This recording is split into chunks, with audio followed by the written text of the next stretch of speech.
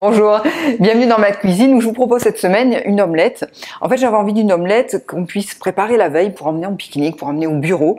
Et un peu style la tortilla espagnole, vous savez, un peu épaisse avec beaucoup de pommes de terre à l'intérieur, qu'on mange pour l'apéritif. Et là, je me suis dit, si je remplaçais les pommes de terre par des fèves. Et après plusieurs tests, je me suis dit, c'est pas mal. On pourrait même, je crois, faire la même chose avec des petits pois frais. En ce moment, vous savez que c'est la saison des fèves. En Provence, on les mange à la croque au sel. Je vous ai fait une vidéo pour vous proposer de récupérer l'écosse pour pas jeter toute cette peau. Alors aujourd'hui, la peau, peut-être que je la donnerai à mes poules parce qu'elles adorent ça. Mais voilà. Alors quand vous achetez des fèves, vous avez soit des fèves très larges comme ça, où la fève à l'intérieur est grosse et la peau est blanche. Donc là, il va falloir enlever la peau. Par contre, si vous en avez dans le lot des plus petites, des petites fèvettes, là, tant mieux parce que les fèves, vous allez les récupérer pour l'omelette et sans enlever la peau. Voilà. Donc le plus long, en fait, c'est de préparer, d'écosser les fèves.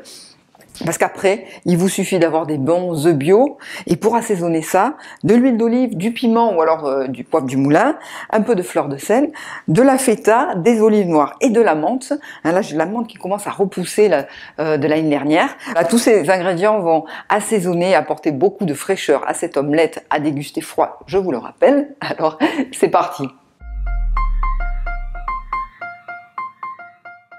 Alors pour préparer les fèves, j'ai pris 2 bols. En fait, le bol à droite contient les fèves les plus grosses, donc avec cette peau bien épaisse qu'il va falloir enlever. Et à gauche, quand j'ai trouvé des fèves plus petites, plus tendres, on va les mettre telles quelles comme ça dans l'omelette. Alors peut-être que vous connaissez cette astuce qui consiste à faire blanchir juste 2 minutes dans l'eau bouillante, donc les fèves, pour pouvoir ôter la peau plus facilement. Donc c'est vrai que si vous allez chez Picard, toute l'année vous allez trouver des fèves pelées de grande qualité, mais essayez quand même une fois pendant la saison d'acheter des fèves parce que ce parfum est vraiment unique et ça change tout pour l'omelette. Voilà, et en plus, une fois que vous avez préparé vos fèves, le reste de la recette est vraiment très simple. Il suffit de prendre un saladier, de mettre tous les ingrédients. Vous battez vos œufs avec l'assaisonnement, et puis vous mettez les fèves, vous mettez bien sûr la feta. Alors la feta, je l'ai coupée en gros cubes, il y a à peu près 80 grammes. Vous mettez quelques olives noires coupées en petits morceaux, et puis la menthe fraîche ciselée, et basta. Voilà, c'est fait, on n'a plus qu'à faire cuire. Donc l'astuce est d'utiliser une poêle anti-adhésive chauffée avec beaucoup d'huile. L'huile va apporter l'onctuosité à l'omelette et en plus, ça va permettre de la retourner sans qu'elle n'attrape. Et là, vous allez la faire cuire à peu près 5 à 8 minutes. Il faut que vous voyez, là, les œufs vont bien prendre.